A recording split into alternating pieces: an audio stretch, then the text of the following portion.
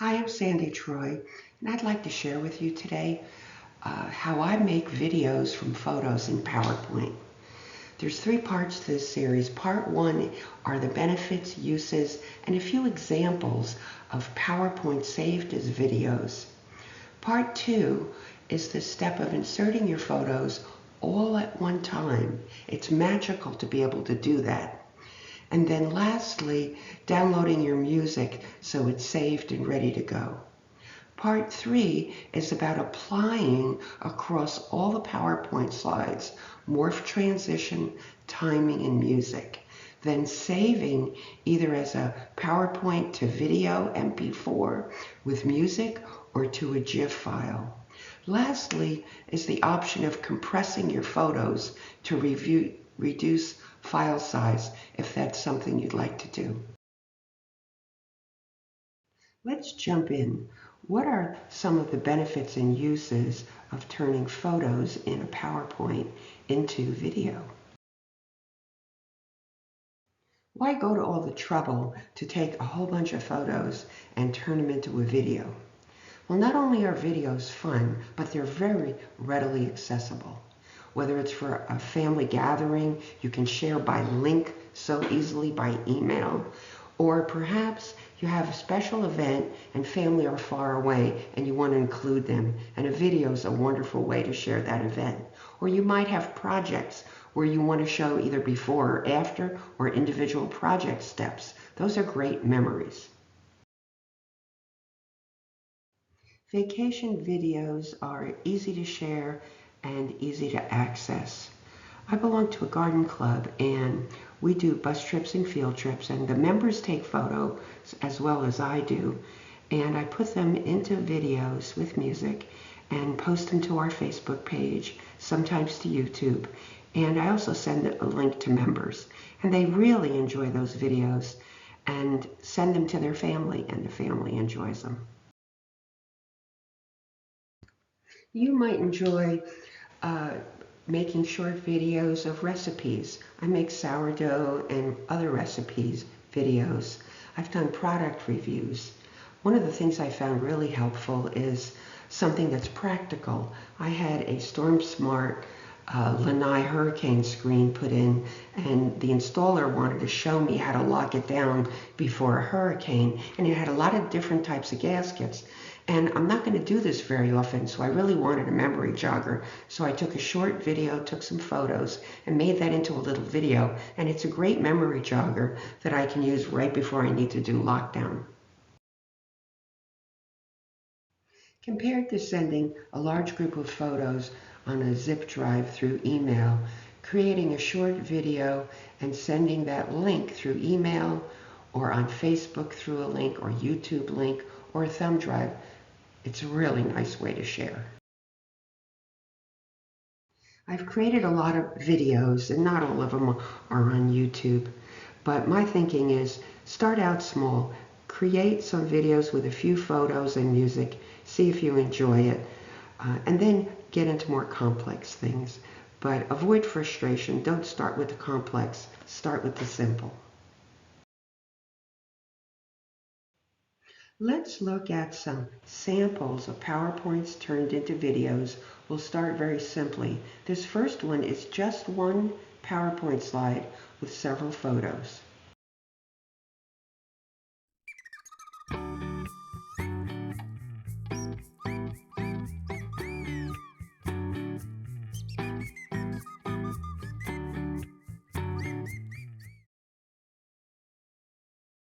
This next simple PowerPoint video is 2 PowerPoint slides with movement.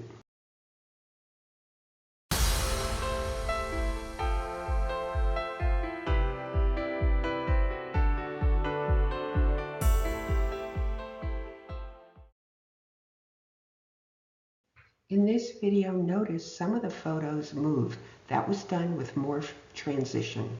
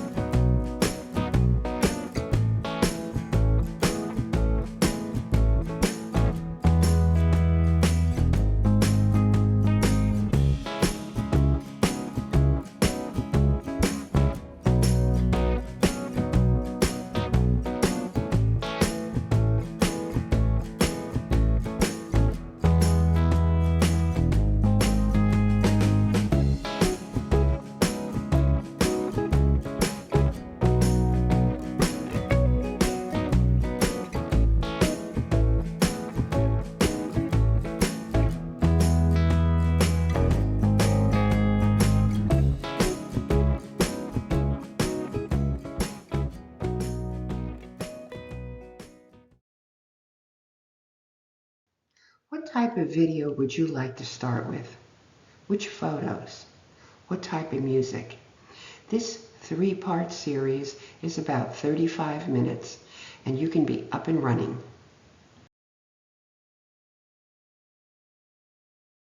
Welcome to part 2 of videos from photos in PowerPoint. We're going to be looking at sequencing your photos and then in one step inserting all of the photos at one time into individual slides. It's magical. It's so fast. And then we're going to look at morph transition and identifying your music and downloading it to your computer so it's ready to go. Before we create the PowerPoint, the first step is to create a file folder with a name we'll remember and centralize all of the photos you want to use into that file folder. Only put the photos you plan to use in that file folder and name it something you're going to remember. Once those photos are in there, then we move to sequencing those photos. This picture shows two important things. It shows the photos garden, my new file folder. It shows 10 photos that I'm going to be using, and I have sequenced the photos in the order I want them using numbers. You could also use alphabetical, but I chose numbers. So the only thing in this file folder are those photos I want. This next step of moving all of the photos at one time into the PowerPoint is truly magic, and it's such a wonderful time saver. You're going to see a video and it may take a few seconds to load. This is a blank PowerPoint with one page, and rather than insert one photo at a time and create each page and insert a photo, I want to insert a group of photos, and it might be 10 photos, 200 photos, all at one time, each photo on a unique, different slide. And let me show you how to do that. So I first click on Insert. Normally in PowerPoint, just to insert one photo on a slide, you click on Pictures. We're not going to do that. We don't want to do one photo per slide. We want to do a group of photos all on their own slide. So we click on Photo Album. And we need to tell the computer where to go. So you get a dialog box and you're going to left click on File. And you're going to then find where you have all of your file photos arranged in the order you want them. So we're going to go to this Photos in the Garden, and I've put all of the photos in here and I ordered them by number. You could do alphabetical. I'm going to show you, here's large icons. So I've got 10 photos in here. What I did was just change the size from extra large to large, and I put them in sequence. But now that I look at them, I realize this photo and this photo, I want them in sequence. So then, rather than renumbering this one 3 and this one 4 and this one 5, I'm just going to make this one 2A.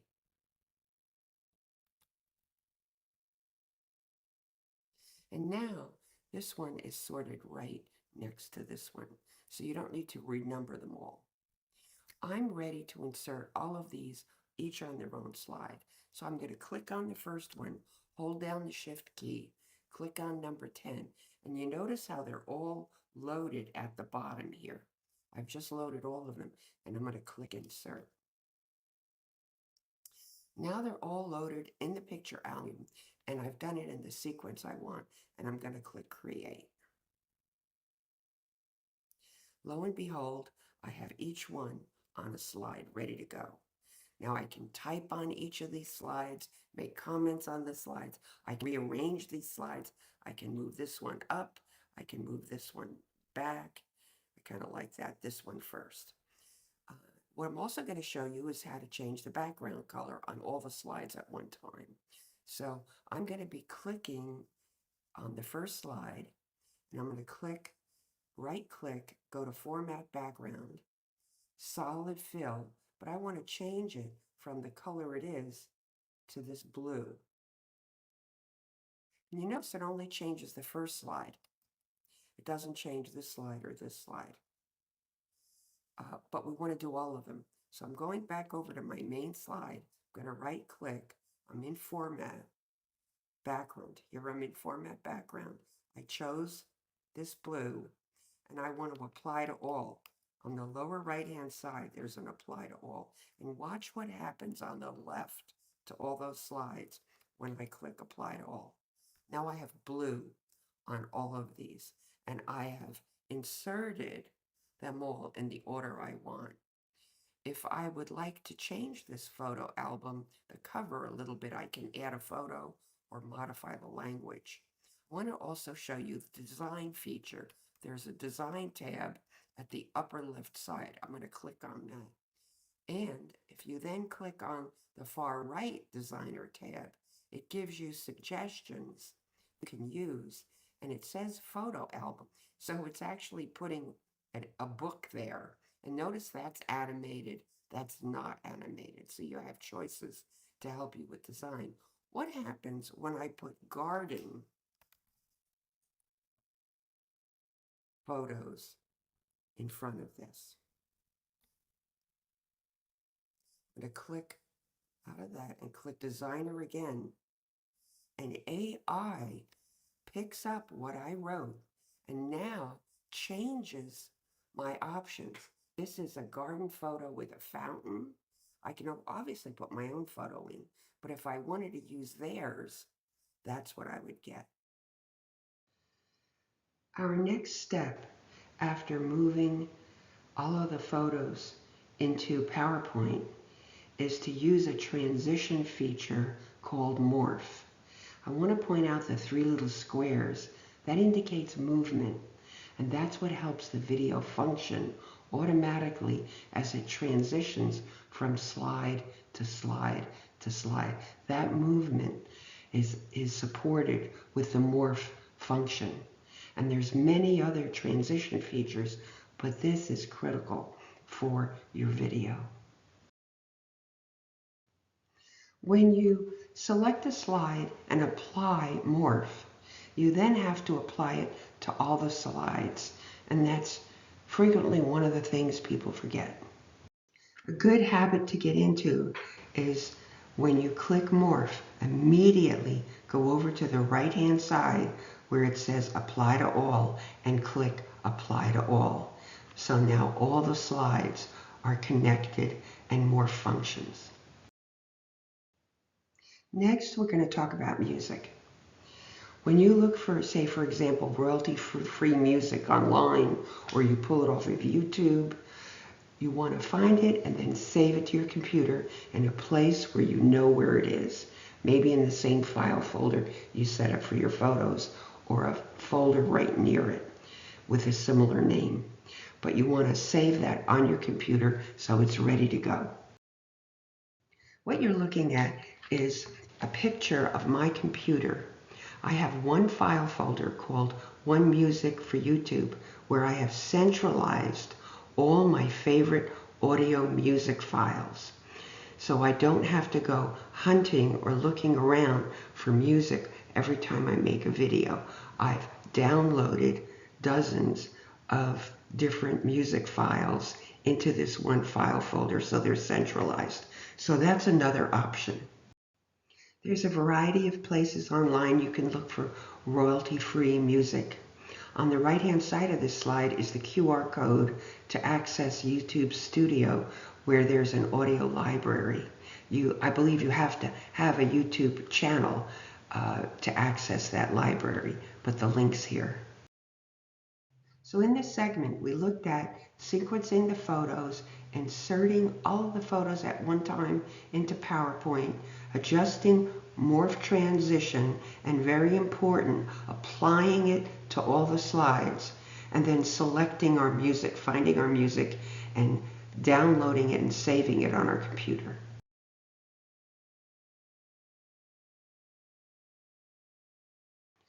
Welcome to part 3 of videos from photos in PowerPoint.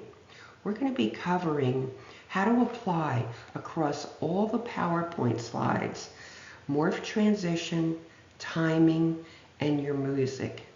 Then we're going to look at the option of compressing photos to reduce file size if that's something you'd like to do. And lastly, we're going to turn that PowerPoint into a video, MP4 with sound, or a GIF with no sound. We have a PowerPoint with photos. We have not adjusted morph and timing, nor any music yet. So let's start. We're going to click on Transitions, click Morph. That helps with movement from slide to slide, transition. If on mouse click was checked, we'd want to take that off because we don't want to rely on a mouse click to advance between slides. We want slides to advance automatically after a certain amount of time. And I've selected 0.5 here. You could make it a full second or longer. The important thing after selecting the timing is to click on Apply All. This applies that timing to every slide. And I'll illustrate, if I click on slide 2, you'll see it's after 0.5. If I click on slide 4, it's also after 0.5. So this apply to all is important. When you test your slideshow and it doesn't advance, most likely it's because you forgot to click Apply All. Our next step is to add music. I'm going to click Insert. Then I'm going to go to Audio. And I'm going to click on Audio on my computer where I have downloaded music already to my computer and I don't have to look for it. So in my computer, I have all my music located in one file folder. And the one I want is Back to Portland. So I'm going to click on that and click Insert. That inserts this little microphone and it's highlighted. If you click off the microphone and it's not highlighted, that's what it looks like. When you click on the microphone and it's highlighted, you'll notice there's this playback option that shows. That only shows if you're clicked on the microphone. And we need to make some adjustments. The first is we don't want the music to start based on a click.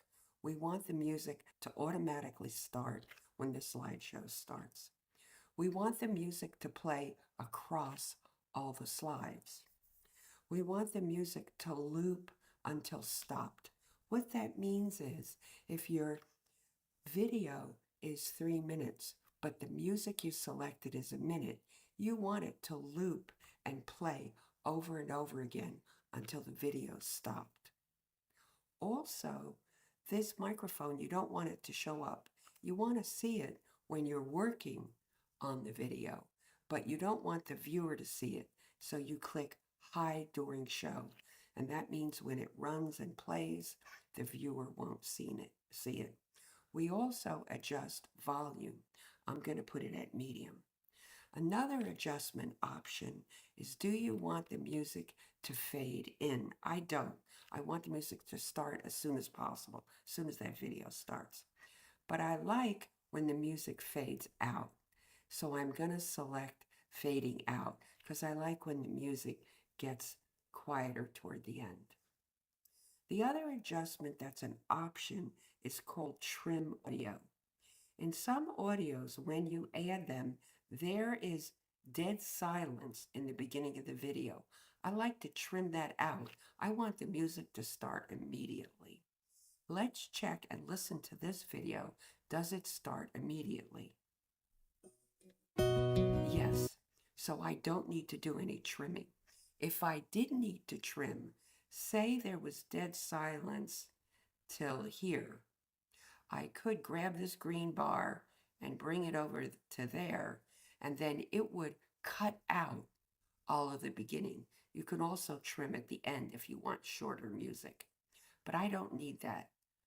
I don't need any trimming at all because it starts beautifully. So I'm going to click cancel. So we are ready now to test the video and see if the music goes across slides and see if the slides advance on their own.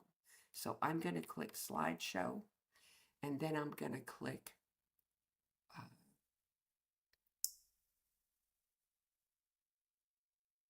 from beginning.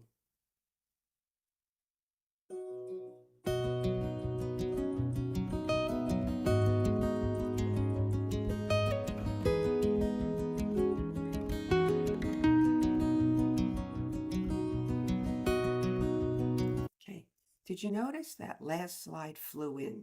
And let me show you how I did that. When you want movement without using animation, you can use morph.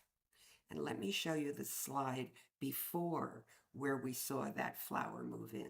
I'm going to reduce the size of the slide. I'm not reducing the photo, but over here in the lower right-hand corner is the slide adjustment. And you can click it to make the slide smaller. And you'll notice this flower, the pink flower, is on slide 5, but it's not visible. We're on slide 5.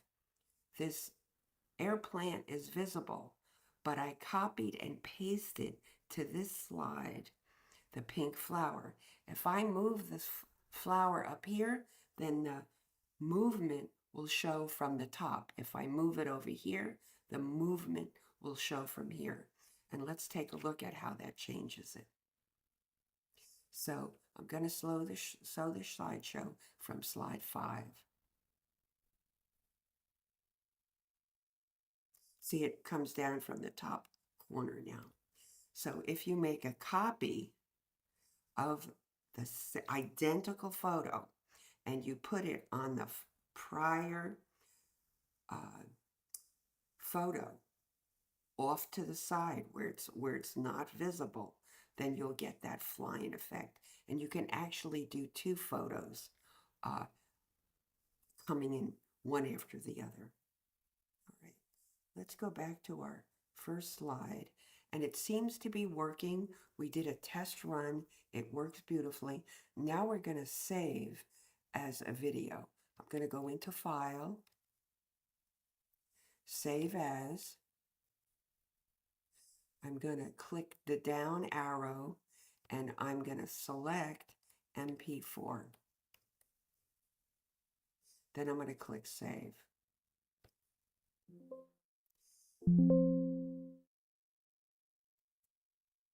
At the bottom, you'll see the progress bar.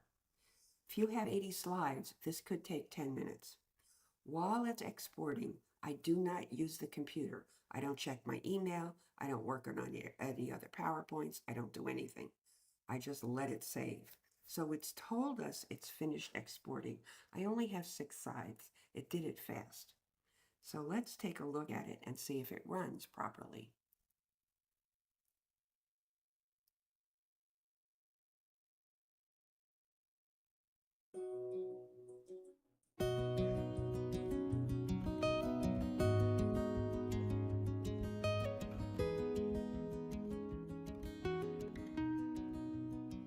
Okay, so it worked.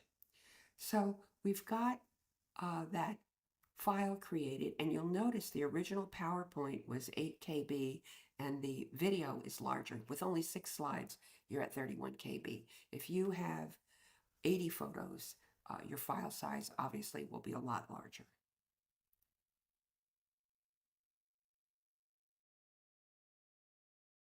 This recording shows inside Facebook what a GIF looks like when it moves and shows motion.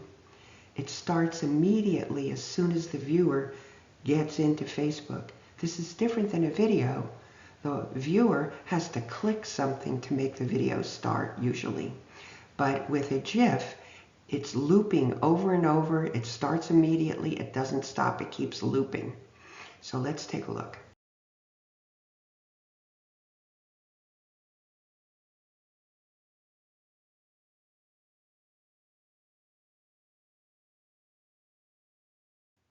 Let's save a GIF file. There's no sound. You've created a PowerPoint and you've done the morph, and the next step is to save it. And you want to save it where the red arrow is as a GIF file. And that's it. Save it in a file folder where you know you can find it. Let's look at taking an original PowerPoint and compressing the photos to compress the file size and see if that affects the quality of the video. I have a short 6-slide PowerPoint. I've already saved it as a video, and it's gone from 16 KB to 45 KB for a much larger size video. Let's open this PowerPoint, and we're going to compress the file and save the video and see what the file size is and the quality.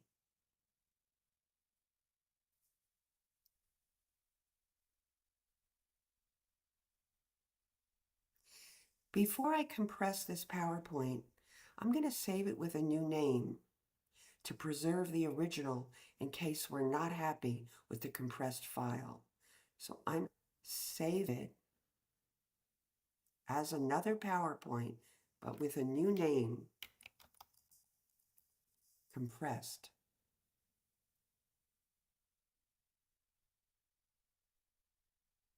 Now we have compressed in the name. This is a new PowerPoint, and we've preserved the original. In order to start compressing, the first thing we do is left click on one picture in the PowerPoint, and you can see the white dots highlighted. So we highlight one photo, and then we go into picture format. Click on picture format, and over on the left is a button to compress the pictures. So when I click on that, I get a dialog box with some questions I need to answer. Do I want to only compress this one photo? No. I want the compression options to include compressing all the photos. Do I want to delete cropped areas? Yes, I want to delete cropped areas. In terms of resolution, it's not letting me choose any of these grayed out resolutions, but I can do 150 ppi. So I'm going to click on that resolution and then click OK. Now, my autosave is on, but just to make sure this is saved in the new compressed version, I'm going to save again as the PowerPoint, just to make sure it's saved. Now let's go in and see what happened. It's still saving, and I'm going to go in and close that PowerPoint. Might help it save quicker.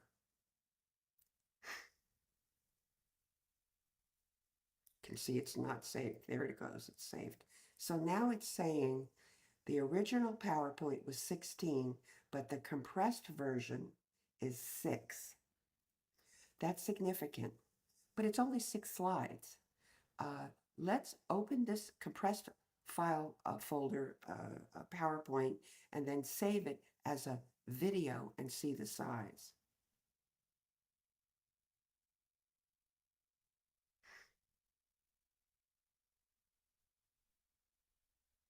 So this is the compressed. And now we're going to save a copy. And the drop down is an MP4. And then we're going to save. At the bottom of the screen, it says exporting the compressed MP4. We're watching the progress bar, and we're going to wait till the end and see if it gives us a message.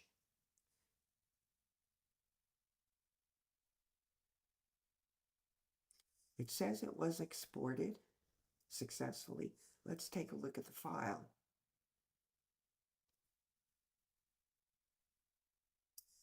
So here's the compressed, And here's the compressed video. The compressed video was 44 KB. The uncompressed was 45. There's not much of a difference. But I will point out that we only had 6 slides. If we had 80 photographs, it might be worth it to compress it just to get a little bit of a difference. Let's take a look at the quality. So this is the compressed video.